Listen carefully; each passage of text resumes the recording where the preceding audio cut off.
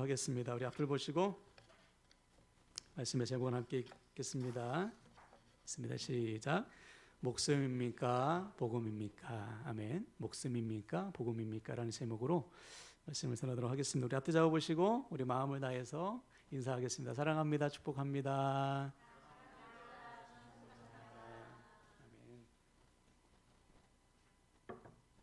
네, 지난 한 주간 엄청 추웠다가 오늘 좀 풀렸죠, 그죠?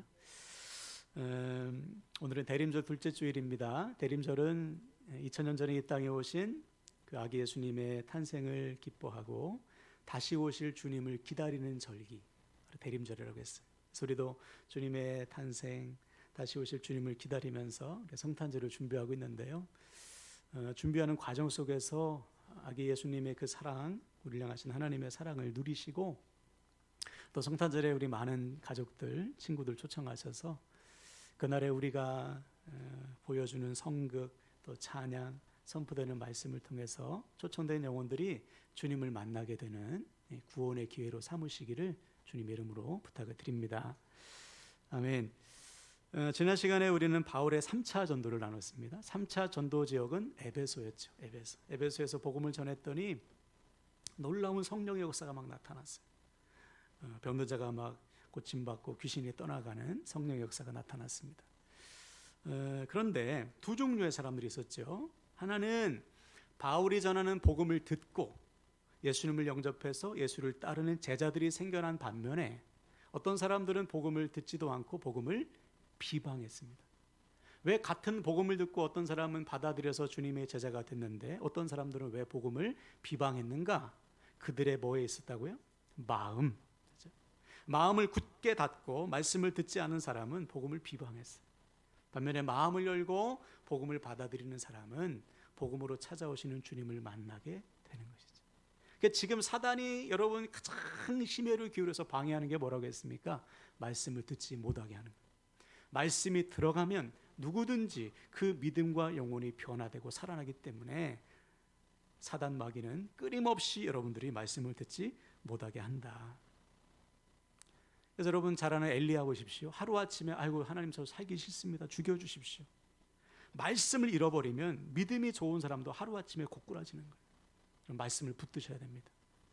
그래서 시편 1편에 보면 말씀이 없는 사람을 뭐에 비유했냐면 바람에 날아다니는 쌀기어에 비유했어요.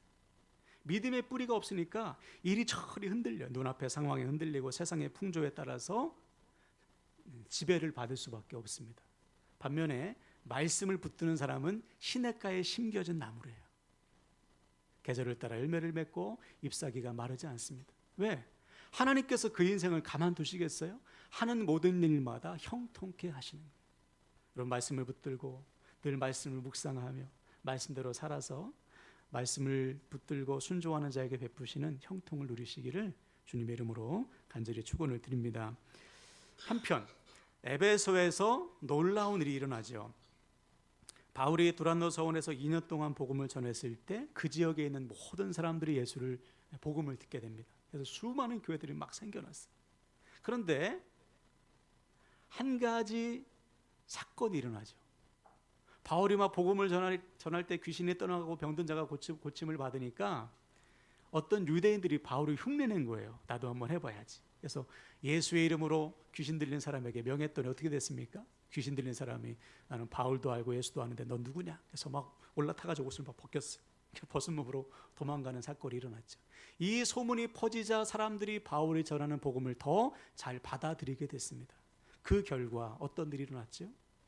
첫 번째는 사람들이 자기의 죄를 자복하는 회개의 역사가 나타났어요.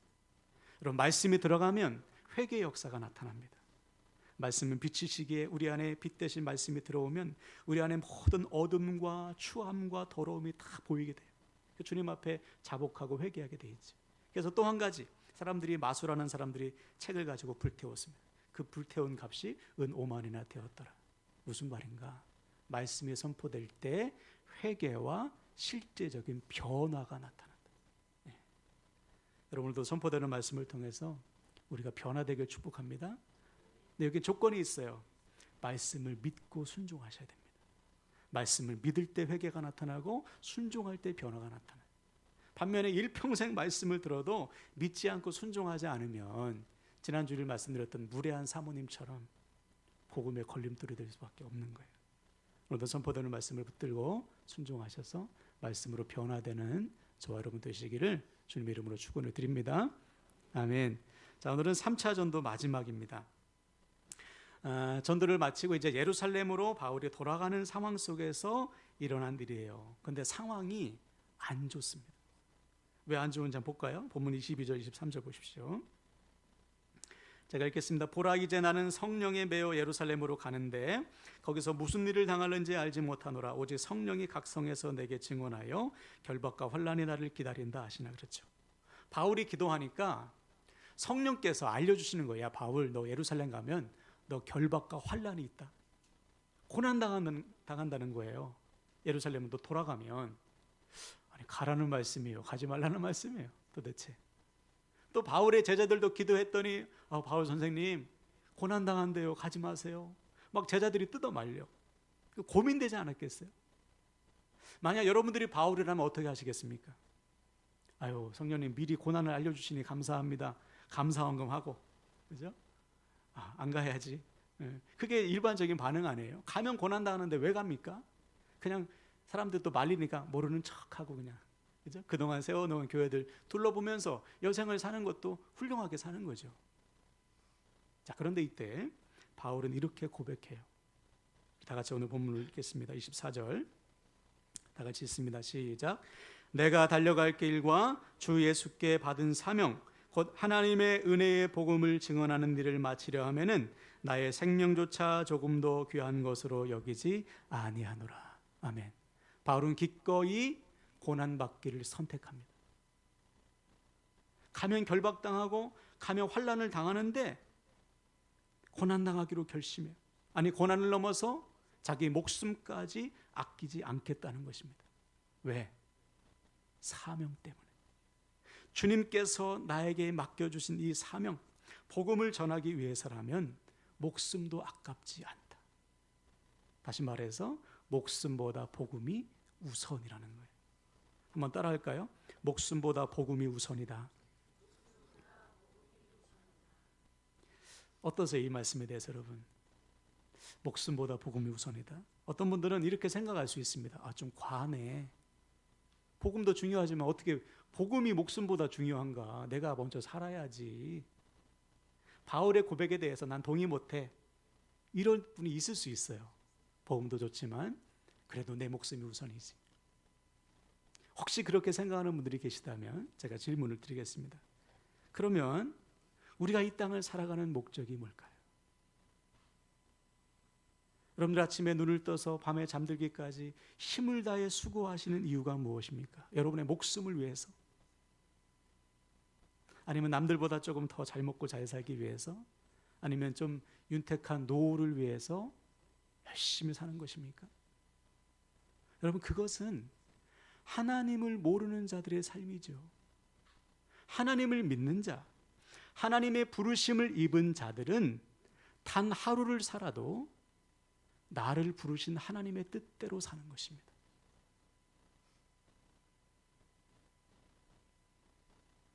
다시요.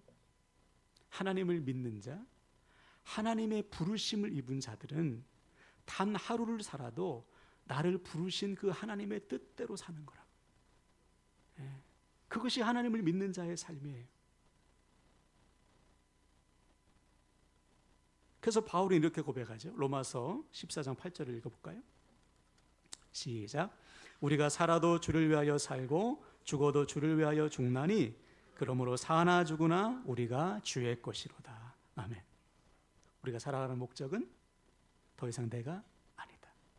나의 욕심과 욕망을 위해서 사는 것이 아니고 나의 죄를 대신하여 죽으시고 피 흘리신, 핏값으로 사신 나의 주가 되시는 주님을 위해서 사는 거예요. 그래서 여러분, 예수님을 뭐라고 부릅니까? 나의 주라고 부르잖아요. 나의 주인. 주님을 나의 주인이라고 부른다면 내 뜻대로 살면 안 되죠. 나의 주인 대신 주님의 뜻대로 사는 거예요. 이것이 주 안에서 거듭난 사람의 삶의 목적입니다. 그런데 많은 분들이 주라고 부르면서 내 멋대로 살죠. 그러니까 그의 삶에 주님의 역사가 나타날 수 없는 거예요. 변화와 능력이 없는 것이죠.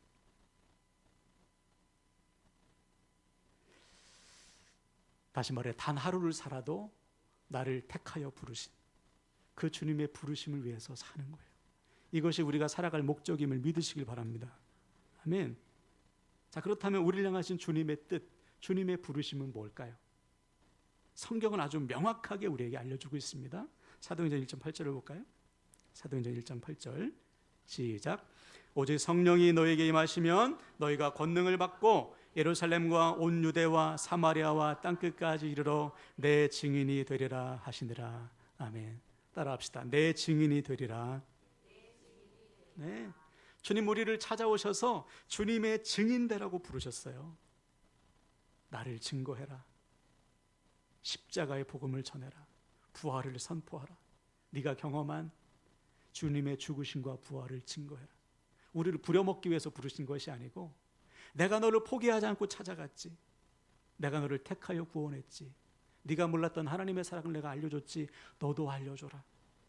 네 주변에 아직도 죄의 길에서 헤매는 영혼 많지 않니? 아직도 하나님의 사랑을 모르고 어둠 가운데 생명이 없이 죽어가는 영혼들이 있지 않냐? 그들에게 나의 사랑을 전해라. 그래서 그들도 너처럼 구원의 복을 같이 누리게 하라. 이것이 우리를 부르신 주님의 사명이라. 이 사명을 위해서 사는 거예요. 단 하루를 살아도. 그때 우리의 삶을 통해서 죽어가는 영혼이 살아나는 역사가 나타나는 거죠.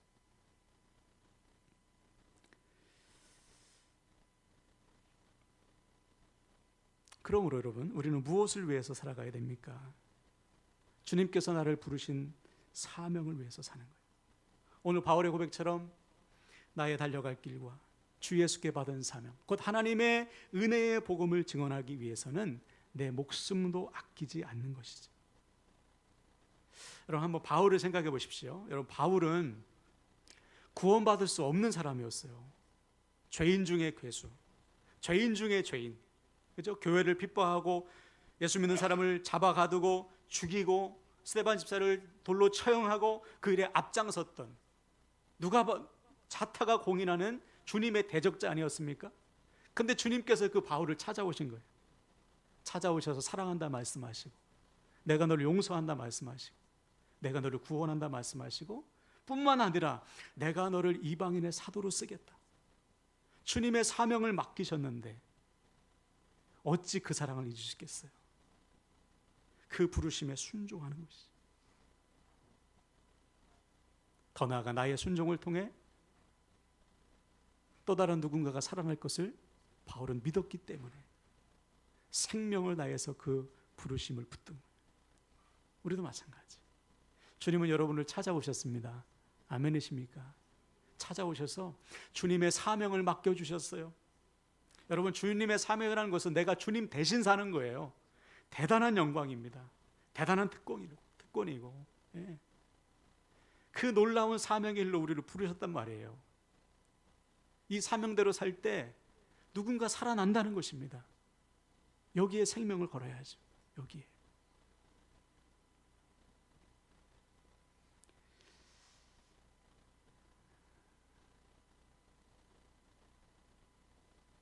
알긴 알아요. 그죠? 순종이 어려워. 고난받기를 좋아할 사람 누가 있습니까? 여러분 사명대로 사는 길은 고난받는 길입니다. 좁은 길이에요. 남들이 가지 않는 길입니다. 주님께서 야 일로 와 두 팔 벌려 우리를 부르시지만 누구든 선뜻 가지 못해. 고난이 어렵기 때문에. 여러분 우리 십자가의 사랑 너무나 귀하죠. 감사하죠. 근데 십자가 지라고 하면은 선뜻 나서지 못해요. 힘듭니다. 우리 주님도 오죽 힘드시면 야 내가 고민되어 죽게 생겼다. 나를 위해 기도해 줘라. 그 정도로 주님께서 고난을 두려워하셨습니다. 바울도 마찬가지예요. 고난 당한다는데 선뜻 아유 고난 저 좋지요. 너무 좋습니다. 그리고 갈 사람이 누가 있습니까? 고민되죠. 고난이. 그래서 우리가 읽지는 않았지만 사도행전 20장 13절에 보면 바울이요 일행들과 잠깐 떨어져요. 드로아에서 아소로 갈 때 누가를 비롯한 바울의 제자들은 배를 타고 갑니다. 그런데 바울은 그 길을 걸어서 가요. 약 40km 정도 됩니다. 그 전날 밤새도록 말씀을 전했거든요. 그래서 유두고가 막 떨어져 죽고 살리고 막 그런 일이 있었잖아요.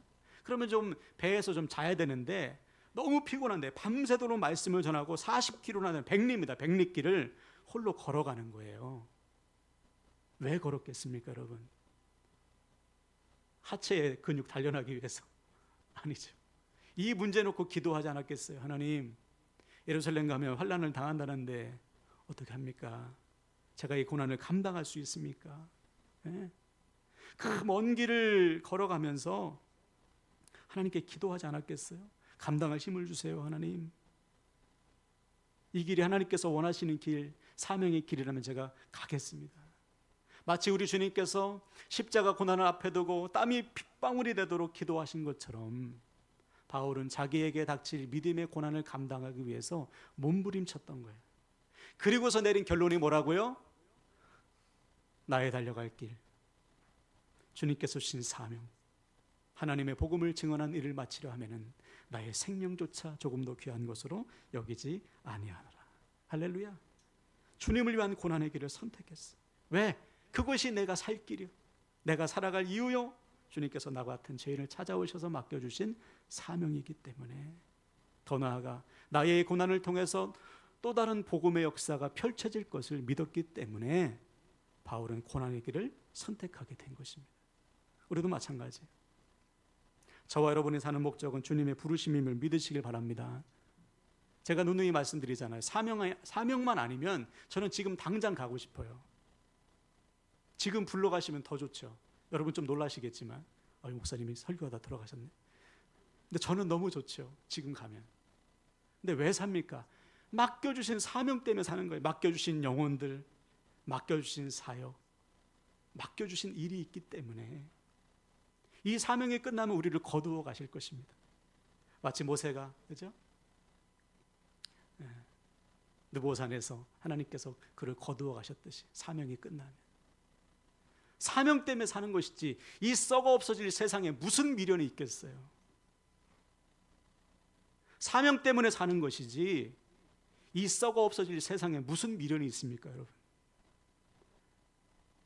죽으면 끝인데 다 싸들고 가실 거예요? 사명 때문에 사는 거예요. 사명 때문에. 나에게 맡겨진 자식들의 구원을 위해서, 내가 사랑하는 가족들, 부모 형제의 구원을 위해서, 나에게 맡겨주신 지인과 친구들, 동료들의 구원을 위해서, 하나님의 사명을 위해서, 선교를 위해서 사는 것이지 이 세상을 위해서 사는 거 아니에요. 내나 지금이나 많은 그리스도인들이 사명 우선의 삶을 살지 못합니다. 선뜻. 왜? 고난이 두려워. 사명대로 살면 고난이 보여. 바울처럼 고난이 보이네. 여기서 고민하는 거예요. 그냥 이대로 적당히 살까? 아니면 사명의 길, 고난을 받으면서 갈까? 많은 분들이 착각하는 게 있습니다. 예수 믿으면 고난이 없는 줄 알아요. 반대입니다. 예수를 믿으면 믿을수록 고난이 옵니다. 왜 그럴까요? 예수를 믿는데 사단이 가만두겠어요? 저 인생 예수께 붙잡혔는데 사단이 가만두겠습니까? 어떻게든지 떨어뜨리려고 하지. 제가 지난주 중에 어느 자매님의 간증을 들었는데, 이 자매님이 이제 친구의 전도로 교회를 갔어요. 교회를 이제 다니는 거죠. 그냥 친구가 좋고 사람들이 잘 대해주고 친절하니까 교회를 이제 댕긴다고 하죠. 충청도로 교회를 댕겼어요. 근데 교회를 댕기다가 어느 날 말씀이 믿어지는 거예요. 주님께서 나의 죄를 대신하여 죽으시고 부활하셨다는 사실이 온몸으로 느껴지고 믿어지는 거예요. 그래서 그날 막 눈물 콧물 다 쏟으면서 하나님 없이 살았던 지난 날을 회개하고, 하나님 내 삶을 드립니다. 주님께서 나를 위해 죽으신 것처럼 나도 주님을 위해서 죽겠습니다. 이렇게 하나님께 헌신했어요. 그러니 여러분, 그 믿음이 얼마나 뜨겁습니까? 여러분, 주님을 처음 만났을 때 그 뜨거움, 그 열정, 그 뜨거움을 그대로 가정에 가서 이제 남편과 자식들에게 전하는 거예요. 여보, 내가 오늘 이상한 경험을 했어. 예수님이 정말 믿어졌어. 당신도 나처럼 예수님 믿었으면 좋겠어. 그랬더니 그날부터 핍박이 시작되는 거예요. 그전에는 교회 열심히 가라고 했던 남편이 교회 가지 말라고, 새벽기도 가지 마, 교회 가지 마. 행사 참여하지 마. 또 그동안 평안했던 가정에 막 문제가 생겨요. 그래서 하나님께 기도했대. 하나님, 제가 예전에 교회만 그냥 다닐 때는 아무런 문제가 없더니 왜 하나님을 제대로 만나고 신앙생활 하는데 문제가 생깁니까? 그랬더니 하나님께서 그런 깨달음을 주시더래요. 야, 걱정하지 마라. 네가 예수님을 제대로 믿기 시작해서 사단이 방해하는 거니까 담대하게 계속해서 복음을 전해라. 그래서 계속해서 기도하면서 복음을 전했대. 그래서 지금은 온 가족이 예수 믿게 되었다는 간증을 들었습니다. 그러면서 이렇게 말씀하셨어요. 믿음으로 살아가는데 고난이 찾아온다면 그거야말로 내가 제대로 믿고 있다는 증거다. 왜? 믿음의 역사에는 반드시 사단의 방해가 있기 때문에. 그러므로 사랑하는 여러분, 믿음으로 살아가는 데 있어서 특별히 증인된 삶을 사는 데 있어서 고난이 다가온다면 낙심하거나 절망하지 마시고 멈추지 마시고 계속해서 담대히 그 길을 가시기 바랍니다. 여기엔 반드시 하나님의 역사가 있는 거예요. 이 고난을 통해서 하나님의 역사하심을 보여주시는 것입니다. 할렐루야. 자, 그럼 오늘 본문의 바울은 어떻게 됐을까요? 예루살렘으로 갔습니다. 진짜 고난이 왔을까요? 진짜 붙잡혔을까요? 예, 진짜 고난당했어요. 진짜 붙잡혀서요, 공회에서 재판을 받습니다. 예. 아유, 우리의 좀 상상은 갔더니 아무런 일도 없었더라 이러면 좋잖아요. 갔는데 진짜 고난을 받았어요. 근데 그 공회 앞에서, 그 재판장 앞에서 예수 그리스도의 부활을 선포합니다. 담대하죠. 너무 멋있죠. 죽을 걸 뻔한데, 그죠? 죽은 목숨인데 주님의 부활을 선포하는 거예요. 근데 그날 밤 하나님께서 바울을 찾아오셔서 이렇게 말씀하셨어요. 사도행전 23장 11절 읽습니다. 시작. 그날 밤에 주께서 바울 곁에 서서 이르시되 담대하라. 네가 예루살렘에서 나의 일을 증언한 것 같이 로마에서도 증언하여라 하리라 하시니라. 아멘. 하나님께서 바울을 예루살렘으로 보내신 이유가 여기 있던 거예요. 바울을 어디로? 로마로 보내시기 위해서. 여러분, 바울은 로마 시민권자거든요. 로마 시민은 로마 총독 로마 황제 앞에서, 가이사 앞에서 재판받을 권리가 있습니다. 그래서 예루살렘이 아닌 로마에 가서 재판을 받는 거예요. 군사들의 호의를 받아서 로마에 갔습니다. 거기서 복음을 전하는 거죠. 다시 말해, 바울이 당하는 모든 고난, 모든 환난과 결박은 하나님의 섭리와 계획 안에 있었던 거예요. 우리도 마찬가지예요. 우리가 사명을 감당하기에 당하는 고난과 환난과 어려움은 다 하나님의 섭리와 계획 안에 있는 것입니다. 하나님이 다 아시는 거예요. 결국 바울은 어떻게 됐을까요? 로마에서 복음을 전하다가 죽습니다. 참수형에 당해요. 목이 잘려 죽어요. 그의 나이 약 70세, 67세에서 70세 사이에 죽습니다. 여러분, 그로부터 310년이 흘러서 380년, 주 380년에 로마 제국이 기독교 국가가 됩니다. 나에게 주신 사명, 하나님의 은혜의 복음을 증언하기 위해서 목숨을 바쳤더니 로마 제국 전체가 주님께 돌아오는 생명의 역사가 나타나게 된 거예요. 우리도 마찬가지. 여러분, 우리의 고난은 고난으로 끝나지 않습니다. 반드시 수많은 영혼을 살리는 구원의 역사로 이어질 것을 믿으시길 바랍니다. 자, 그러므로 사랑하는 여러분, 우리는 어떤 삶을 살아야 돼요? 바울처럼 사는 거예요. 사명 우선의 삶을 사는 것이죠. 내가 살아가는 목적이 주님의 부르심, 사명이기에 사명을 위해서 기꺼이 고난의 길을 선택하는 것입니다. 그래서 주님은 이미 알려줬어요. 주님을 따라오는 우리들에게 이렇게 말씀하셨죠. 우리 마태복음 16장 24절 우리 마지막으로 읽겠습니다. 시작. 예수께서 제자들에게 이르시되 누구든지 나를 따라오려거든 자기를 부인하고 자기 십자가를 지고 나를 따를 것이니라. 아멘. 십자가 지라는 거예요. 아니, 좀 좋은 말씀 좀 해주시지. 나를 따라오면 하늘마다 다 잘 돼, 병도 낫고 다 형통하고 로또가 당첨되고 막 얼마나 좋아요. 근데 그러지 않고 십자가가 너에게 주어질 것이다. 십자가 져라. 왜? 십자가 외에는 구원이 없으니까. 여러분, 주님의 십자가 사랑으로 우리가 지금 구원의 복을 누리고 있습니다. 아멘이시죠? 그럼 우리도 누군가의 구원을 위해서 십자가 당연히 져야죠. 쉬운 길로 가서는 안 돼요. 사명의 길로 가셔야 됩니다. 힘들고 어렵지만, 고난이지만, 좁지만 그 길을 갈 때 누군가 살게 되는 것이에요. 그러므로 사랑하는 여러분, 우리 주님께서 나의 죄를 대신하여 죽으시고 십자가 고난을 당하신 것처럼 우리도 기꺼이 고난의 길을 선택하시길 바랍니다. 기꺼이 사랑하세요. 기꺼이 양보하시고, 기꺼이 용서하시고, 복음을 위해서라면 기꺼이 희생하시고, 기꺼이 품고, 기꺼이 섬겨야 됩니다. 그때 우리의 고난은 반드시 구원의 열매로 나타나게 될 것을 믿으시길 바랍니다. 이제 말씀을 마무리하는데요, 이제 결단하실 때 오늘부터 바울처럼 사명 우선의 삶을 살아가시길 축복합니다. 사명을 잃어버린 순간 헛된 삶을 살 수밖에 없어요. 사명을 잃어버리는 순간 썩어 없어질 것의 삶을 낭비하게 됩니다. 반드시 바울처럼 나를 찾아오셔서 나에게 맡겨주신 이 사명에 헌신할 때 우리의 삶은 수많은 사람을 살리는 삶이 될 것입니다. 어떻게 합니까? 첫 번째, 복음을 위한 고난을 두려워하지 마세요. 복음을 위해서라면 기꺼이 희생하세요.